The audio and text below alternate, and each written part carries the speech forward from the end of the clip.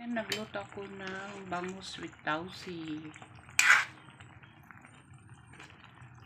Tingnan ko nga. Kasi maano to eh, na alat yung tausi. Black beans. Tama lang. Okay lang siya lasa. Diba? Yummy. Dahil maraming kamatis ngayon, so damihan mo ng kamatis kung magluto pa. Kunting tubig lang para ano yung sarap niya, diba?